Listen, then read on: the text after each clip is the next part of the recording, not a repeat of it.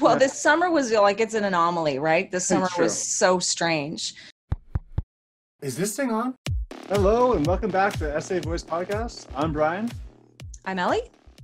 and we're going to be talking to you guys today about the importance of growth mindset and some ways that you guys can kind of help round out your potential and just your interest levels. But first, how you been doing, Ellie? What's been going on with your life recently? Pretty good. Yeah, sun is shining, getting back in the groove. Yeah, it's all good. What about you?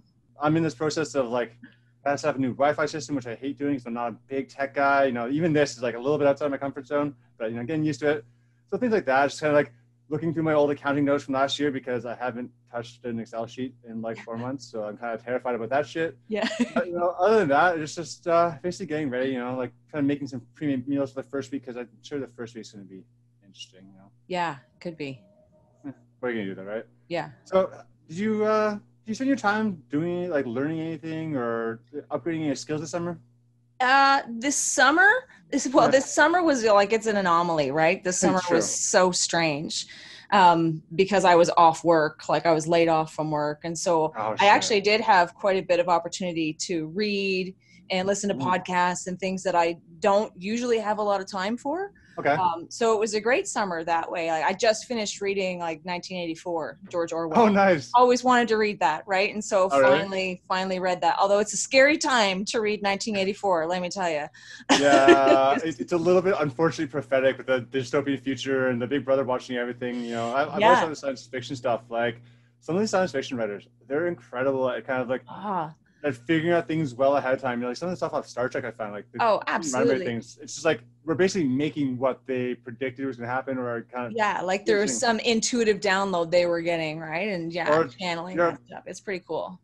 Or just their force of character, basically, kind of imprinting onto people's consciousnesses, and that's possible too. That's cool. Yeah. So what about you?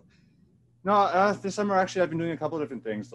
Basically, for the first couple of months of summer, I was just kind of lay around, just kind of COVID, nothing to do. And then around July, I started a new workout routine, and I kind of really started focusing on my nutrition. And again, like with you, listening to a lot of podcasts, reading a lot of books. It's kind of getting my brain ready for school. Just kind of trying to basically live in this kind of growth mindset style, always trying to just get a little bit better about things, get a little bit more informed about things, and just kind of build consciousness, right? So. Yeah, I agree. So, I know with you, you've gone through a lot of different schooling. What do you think? What is a growth mindset to you? How has it impacted your life? Yeah, well, I guess a growth mindset, honestly, because I was born in 1974, so the internet wasn't a thing when I was a kid, right? And I tell people all the time, I got a lot smarter when Google came on the scene. True. Right? Because then all of a sudden you have all this information at your fingertips. Yep. And I was always a curious person, but I just didn't have the ability to really, dive into learning. And so it was a result of probably just technology evolving. And CrossFit was huge for me too, because cool. There's just a mentality and a philosophy, and there is in most training, but more so in that CrossFit style of training, where you're just constantly evolving. You're constantly trying to reach for a new PR. You're always trying to get better. At least when I was younger and I was doing CrossFit, that was kind of the mentality, right? Now it's more like we just maintain our gains when you get to a certain point. Fair. But and being around people like that have a growth mindset, that aren't willing and able to just stagnate, that are just curious about life, and they just want to know, and they just want to learn, they just want to grow and get better. And some people have a very narrow range that they want to get better in, right? And so they might have a hyper focus. But for me, I've had such a wide variety of interests, like nutrition and training and philosophy and psychology and even firefighting. And really? Yeah, I'm a volunteer firefighter too. So there's cool. So there's teaching, and there was just so many things that were interesting to me.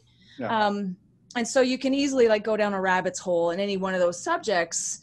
and become more well-versed in it. But I'm certainly a generalist, not a specialist, Okay. like that whole idea that some people can specialize and be very, very tuned into one small area.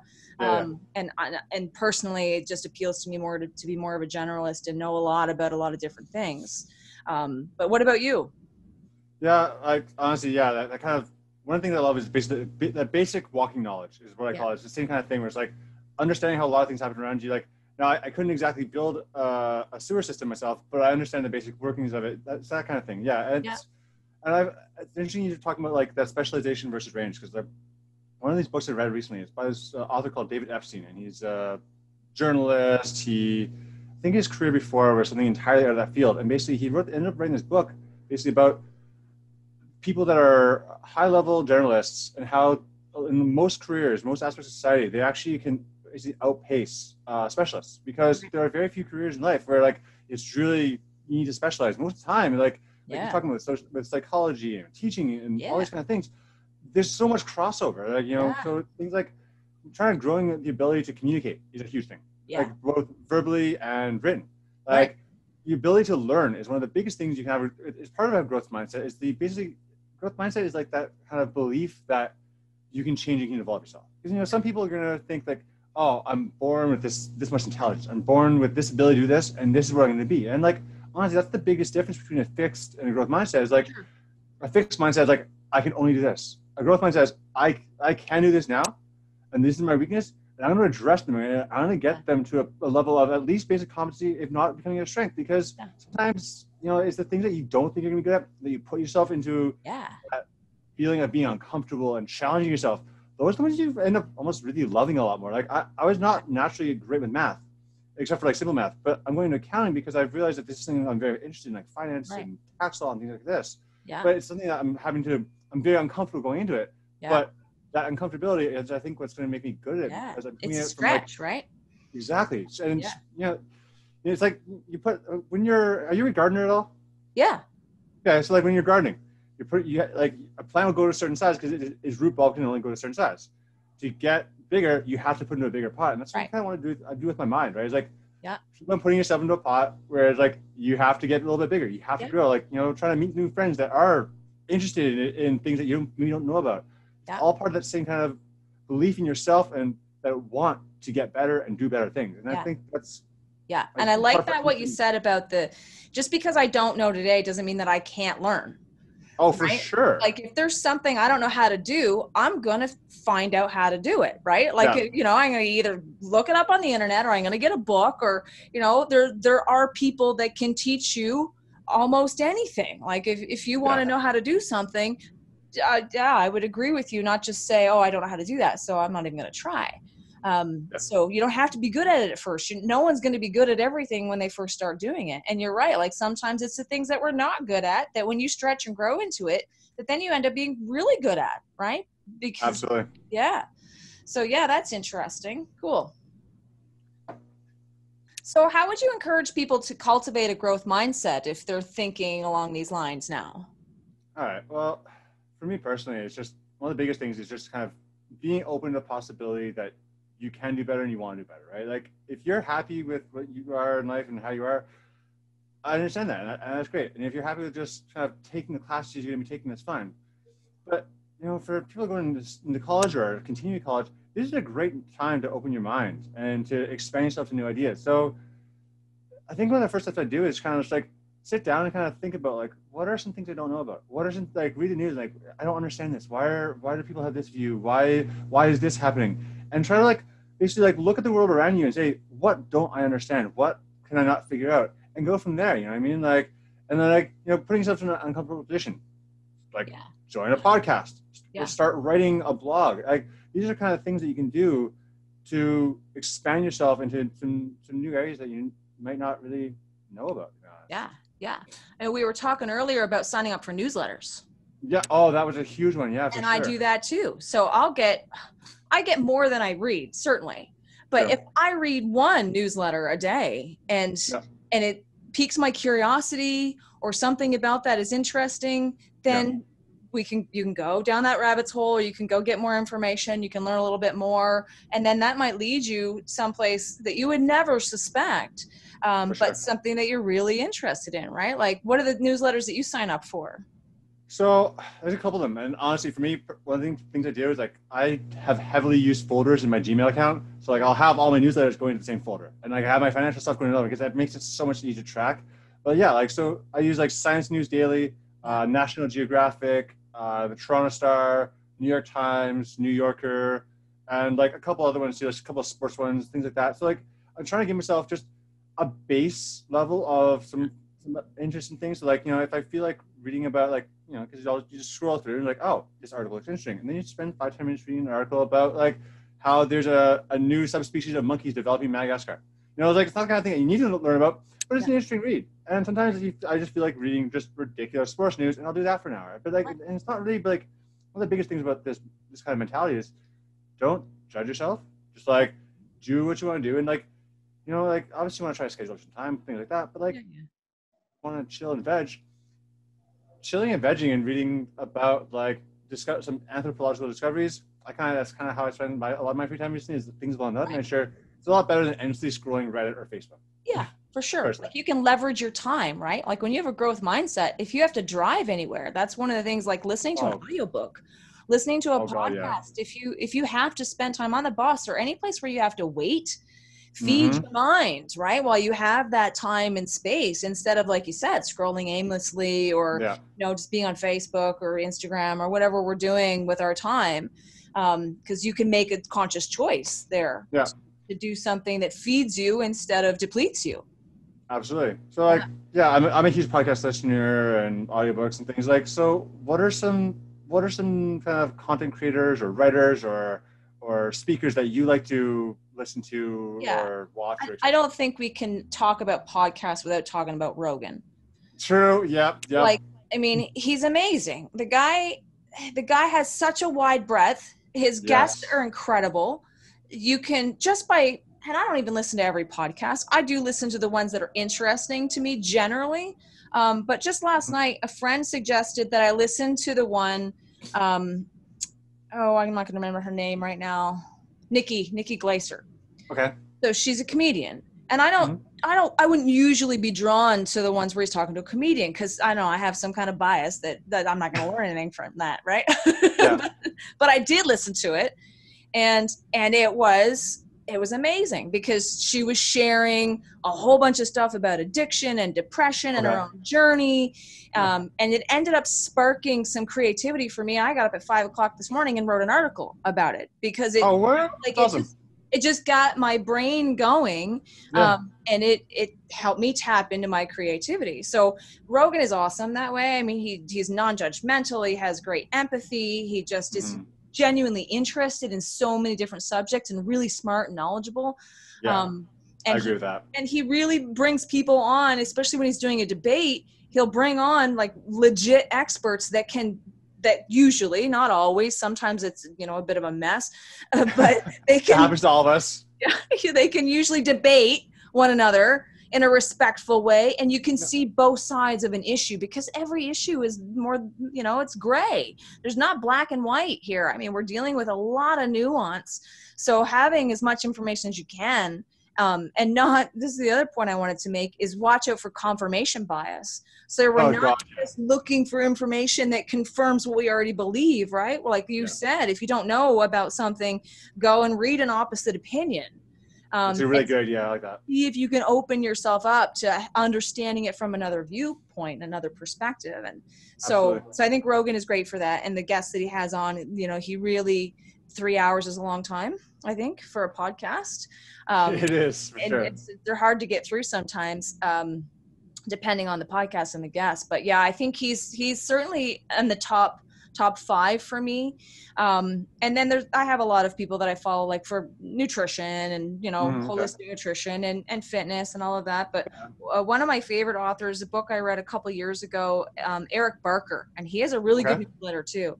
I really like his newsletter, and his whole thing is about success, and looking at what works with different people. So, I mean, So Navy SEALs, Olympic athletes, like top performers, even people that have overcome like major adversity, like lessons from gangs, you know, like Okay. looking at all of these different areas of life and then figuring out, well, how do they do this thing and how is that successful? And how can you harness that and be more successful by using, you know, things that people have just discovered. So those are two of my favorites. What about you? Yeah, it's actually like one thing with Joe Rogan. I've always wished he just like did like a 15-20 minute like highlight of an episode. Like, oh my God, I would listen to 20 minutes of like the top parts of an interview every day. Yeah, the 2 or 3 hours, it's a lot to get through sometimes. Myself personally, I've been one of my favorite ones actually kind of along the lines of like questioning and examining things. It's a podcast called Revisionist History. Yeah. And by the author Malcolm Gladwell. And if people don't know of him, he's an incredible writer. He's an award-winning journalist. And his book 10,000 Hours is like one of those things that has basically entered the public lexicon to a huge extent. And basically, it's about like that book is specifically about 10,000 hours it requires to get to mastery levels. Yeah. Right. And then, so like that was just an interesting book in itself. But this podcast Revisionist History, it basically kind of examines things like societal norms and kind of questions things. So this last season he just finished was basically about the importance of symbolism and basically like how object permanence shapes our culture. And like the final episode was actually about basically how the monument at the World Trade Center is a perfect monument to what happened, because apparently this monument is just like, it's the exact same footing as the Trade Center, but it's there are these ponds. And so it kind of like, it actually just kind of like reflects the loss in it in a really beautiful way. So I think it's just a really kind of cool podcast. Like there's, you know, like 45 minutes to an hour kind of thing, but like he just kind of looks at these things and you see them in a different way. Like he'll have pods about basically like art thieves and like why basically these art museums will kind of like hoard all of their paintings and just things like that. And then another book, a book I find really interesting is actually I already referred to it as Range by David Epstein. It's one of my favorite books I've read recently, and it's just because it just talks about kind of what we've been talking about here, like the importance of just kind of being well-rounded, and honestly, how by being well-rounded, especially in this current world where it's real, it's going to be very rare for people to have one career or for one business for a long period of time anymore. Like, realistically, like, especially you know for millennials, Gen Z, kind of like 5-10 years maybe at a job, and the thing is, a lot of times, like 5-10 years, your whole career could have changed. So that really shapes. I think they say the average now is 2 to 3 career changes in a lifetime, right? Exactly. And I'm going into basically my second one now. That's for me in my 20s, I was a cook, and then I spent some time doing construction, and then I spent a little bit of time doing some other things too. So basically, like, I can just consider that decade to be my transformation to now. But the reason I'm now transitioning into business and like, you know, some other mediums as well is that I did keep on learning. I did keep on reading and kind of keep going forward. But along like for there's more of a fun read. One of my favorite podcasts to listen to is just a podcast called The Dollop. It's just absolutely ridiculous. And it's these two comedians, and one guy just tells the other guy basically about a historical event or person, and they just riff on it. So like, if you just want to have it again? It's called The Dollop. The Dollop. Okay. Yeah, it's hilarious, and it's mainly focused on American history, but like it's just absolutely absurd sometimes, and sometimes there actually are some serious poignant episodes as well. Yeah. But, you know, like one of the ones, my favorite ones recently was about basically Uber, and it's just like, so basically the one guy tells the story, and then the other guy just riffs off it, and they just make crack jokes. And if you just want something fun to listen to unwind, relax after a hard week, throw it on for 2 hours, you'll just be dying laughing, and like you need that in your life. Right? Yeah. And humor does it harnesses creativity. It opens up your mind. My favorite people to listen to are comedians that have kind of turned into philosophers. Okay. Right. So like Rogan, comedian, but now, you know, really interested in philosophy and psychology and all of that. Russell Brand is another one in the UK. Yeah. Ricky Gervais. Mm-hmm. Like, I think these guys are brilliant. Like, and they can approach it with lightness and humor, and I think that's important. I really like, you know, embrace that too.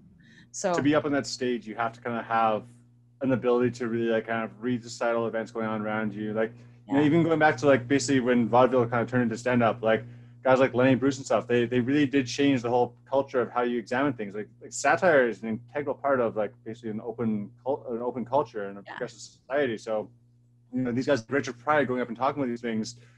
That's what helps move things forward. And in itself, like listening to a comedian that you may not always agree with and hearing some hard truths, it kind of falls back to the same thing. Like that shows you an ability to learn and to grow and kind of be better, right? Right. Yeah. No, I agree. Cool. Do you have any other kind of like channels or things you want to show? There was one thing that we talked about, and that was like if you're curious about where your growth edges are and you have like no idea where to start. Yeah. One of the tools that I use and recommend to clients is Martin Seligman. He's the father of positive psychology, and he's developed this tool, he and his team, the strengths via character strengths assessment. Yeah.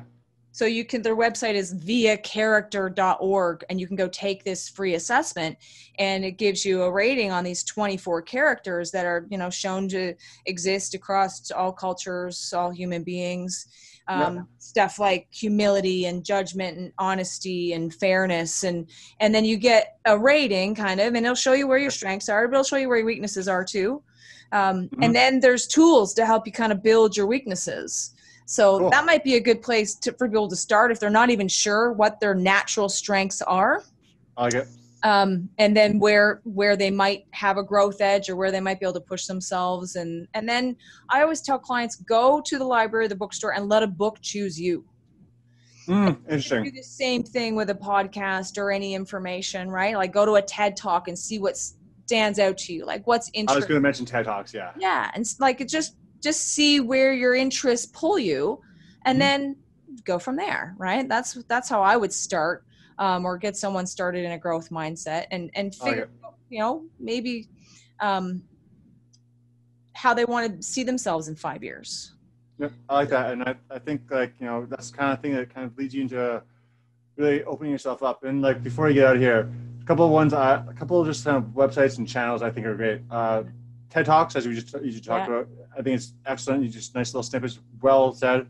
Stuff You Should Know is a really great website and a podcast where they basically kind of break down this different subject matter and it's a really digestible forums, and it's a great way to build walking knowledge. Yeah. Honestly, Crash Course, which is an awesome YouTube channel. My sister turned me on to that recently, and basically it's like looking at these kind of complex systems or ideas and breaking them down to like 12, 15 minute videos, and they'll have sections on like, introductions to business, and it's like, cool. 6, 7, 12-minute videos, which is nice and digestible within a student's schedule. And yeah, just be open to things, people. I think that's one of the biggest things is being open to things and just trying to obviously build your strengths, but you really want to build on your weakness and just get a little bit more well-rounded, a little bit more read, and just knowledgeable of what's happening around you. I think that's a great thing to kind of talk about. Yeah, awesome. Okay, I think we've given people enough to think about, haven't we? I think so. So, folks, try to adopt that growth mindset as you're going forward in school. Open yourself up, and open yourself up to the Essay Voice. You can watch us on YouTube. Let's check us out on Instagram at the Essay Voice Podcast. You can listen to us on SoundCloud, Spotify, Google Play, and Apple Podcasts. Also, try to follow the Essay just in general for any kind of fun contests, giveaways, things like that. And until next time, I'm Brian. I'm Ellie. See you later. Have a good day.